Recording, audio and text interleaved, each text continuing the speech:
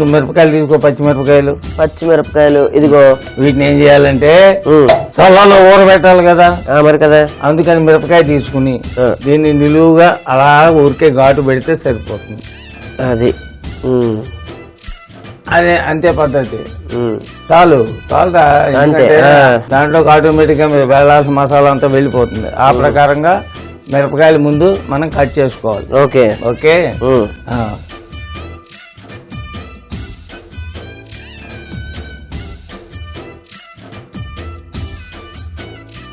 అంతేరా, ఆ ప్రకారంగా మిరపకాయలు ముందు నిలువున చీల్చుకోవాలి, ఘాట్లు పెట్టుకోవాలన్నమాట. అయిపోయింది. ఓకే, నెక్స్ట్ ఏం చేయాలో చెప్తా. అక్కడ పెరుగుంది తీసుకో. పెరుగు, అది పెరుగు పక్కన పెట్టుకో. నెక్స్ట్ ఏముంది అక్కడ? మెంతులు ఉన్నాయి చూడు. మెంతులు. మినపప్పు ఉంది చూడు. మినపప్పు. అవునా? ఓకే. జనరల్ గా ఈ రెండింటిని ఏం చేయాలి మనం? కొంచెం మెత్తగా రుబ్బుగా తయారు చేసుకో. ఓకే, కలిపేసావు. దాంట్లో 2 స్పూన్స్ ఉప్పు వేసుకో ఇందులో. 2 సరిపోద్దా? ఓకే, దాన్ని గ్రైండ్ చేసి తీసుకురా. అబ్బా, చేయాలి కదా. చేస్తావు, చేసుకురా. క్రికెటర్స్ అంటే ఎప్పుడు 24 hours ఆన్ వాక్ లో ఉంటారు. Very good. Run sixer. రే పరిగెత్తు. వచ్చావా? Very good. ఇదిగో. ఇప్పుడు ఏం చేస్తాం అంటే దీన్ని పెరుగులో కలపాలి. కలిపావు కదా, ఇవి మొత్తం దాంట్లో వేసేయి. అది కలుపు బాగాను. కొంచెం నీళ్లు కూడా పోయి, కొంచెం మరీ ఎక్కువ వద్దు. ఓకే, కలుపు బాగా కలుపు. కలిపేది. ఇప్పుడు దాంట్లో ఏమేమి వేసామో గుర్తుందా? పెరుగులో గుర్తుంది. ఏంటవి? మెంతులు, మినపప్పు, ఉప్పు. Very good. ఓకే, దాన్ని ఇక్కడ పెట్టుకో చెప్తాను. అది ఆ పలచటి బట్ట ఒకటి తీసుకో. పలచటి బట్ట, దాన్ని మీద మూసేయి. అది దీన్ని ఇలాగ 2 రోజుల పాటు ఊరనివ్వాలి. అది ఊరిన తర్వాత ఏం చేస్తామంటే ఒకసారి తీస్తాం, పలచటి బట్ట మీద మళ్ళీ ఎండబెడతాం. ఎండిన తర్వాత ఒక రోజు అంతా ఎండాక మళ్ళీ దాంట్లోనే వేసేస్తాం. వేసేసి ఇగో ఈ జల్లెడ తీసుకో. దీన్ని ఇలా మూత వేసి ఇలాగా ఈ ప్రకారంగా చేస్తాం. అంటే ఏమవుతుంది, నీకు సన్లైట్ పడుతుంది, ఎండా పడుతుంటుంది, కింద ఊరుతూ ఉంటాయి అన్నమాట. ఇలా 4 రోజులు ఊరిన తర్వాత మిరపకాయలు ఎలా తయారవుతాయి ఇప్పుడు చూపిస్తా. ఆ బాణలు తీసుకో. ఇది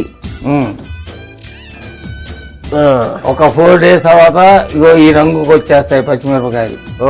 అవునా కదా? బాగా మగ్గిన తర్వాత అర్థమైందా? అర్థమైంది. ఇవన్నీ తీసే చెప్తాను. ఆ పక్కన ఇంకో బాణలు ఉంది కదా, తీసుకో. ఇది కరెక్ట్ గా ఒక వారం 10 రోజుల తర్వాత ఈ రంగుకి వచ్చేస్తాయి. హరిత మరీచికలో హరితం పోతుంది, మరీచిక మిగులుతుంది. అంటే ఏంటి? ఆకుపచ్చదనం పోతుంది. ఆ ఆకుపచ్చదనం పోయి ఈ రంగుకి వస్తాయి. అప్పుడు పూర్తిగా ఎండబెడతాం. అంటే ఈ లోపు ఏమైందనమాట, ఈ పులుపు గాని, ఉప్పు గాని, మెంతులు, తర్వాత మినపప్పు వేసాం కదా, అన్ని ఈ రసాలన్నీ కూడా మిరపకాయలోకి దూరతాయి. అది సంగతి. దీన్ని ఆ పక్కన పెట్టేది. ఇప్పుడు ఎండిపోయిన మిరపకాయలు నాకు తీసుకురా. ఇది చివరి దశ అనమాట. ఈ దశకు వచ్చేటప్పటికి బాబాయ్ పప్పులో గనక వేసుకొని తింటే ఉంటది. త్వరగా వేయించుకోవాలి కదా. అంతే. ముందు పొయ్యి మీద బాణలు పెట్టుకో. నూనె మాత్రం మరి ఎక్కువ వేయొద్దు, ఎందుకంటే వేస్ట్ అయిపోతుంది. కేవలం మిరపకాయలు వేగడానికి మాత్రమే ఇది. Very good. చెప్పకుండా చాలా పనులు చేసేస్తున్నావు. ఎక్కువ వేయకు నూనె. ఆ జల్లెడి గేటు కూడా పక్కన పెట్టుకో. ఉంది పక్కనే ఉంది కదా. వెయ్యి. సరిపోతుందేమో అనిపిస్తుంది. ఇంకొకటి చాలు. Okay, very good. నూనె కాస్త వేడెక్కిన తర్వాత ఒక 5-6 మిరపకాయలు దాంట్లో వేయడం, బాగా కలపడం. కొంచెం వేగిన తర్వాత తీసేసి వేరే ప్లేట్ లో వేసుకో. జల్దీ గట్టిది. నూనె వేడెక్కిందా చూడు. ఎక్కింది బాబాయ్. వెయ్యి. 4-5 వెయ్యి. కలుపు.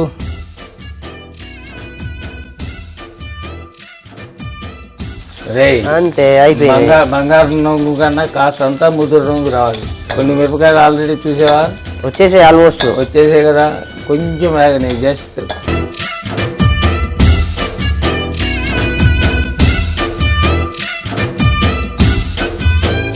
కొన్ని మిరపకాయలకు ఆల్రెడీ కొంచెం నల్ల రంగు వస్తుంది చూసావా? అవును. అంటే రాగి రంగు వస్తుంది. మన కాపర్ జగ్గు ఉందే ఆ రంగుకి వస్తాయి. Very good. తీసేయి. మళ్ళీ మాడిపోతే బాగుండవు. ఉప్పు కారం తగ్గిపోతుంది వాటిలో. Good good good very good. విశేషం ఏంటంటే తెల్ల మిరపకాయలు మన ఇంట్లో వేయిస్తున్నాం అనుకో, వీధిలో చాలా మంది వీళ్ళకి తెలిసిపోతుంది, ఓ వాళ్ళ ఇంట్లో ఏదో తెల్ల మిరపకాయలు వేయించుకుంటారు. అర్థమైందా? తక్కువగానే వేసుకో, ఎక్కువ ఎందుకు నాయన ఒకేసారి.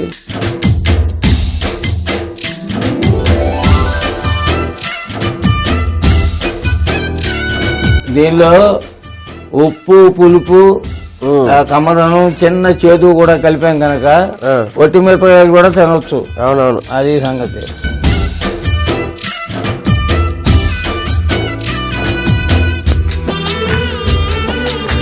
అమ్మయ్యా బాబాయ్, అర్థమైపోయిందా? బ్రహ్మాండంగా అర్థమైపోయింది. ఊర మిరపకాయలు, చల్ల మిరపకాయలు అని పిలువబడే ఈ మిరపకాయ ఒట్టివి తిన్నా బానే ఉంటాయి. అవును. పెరుగన్నంలో తిన్నా బానే ఉంటాయి. అవును. మిగతా చాలా ఐటమ్స్ తినొచ్చు. అవును. ఆ తర్వాత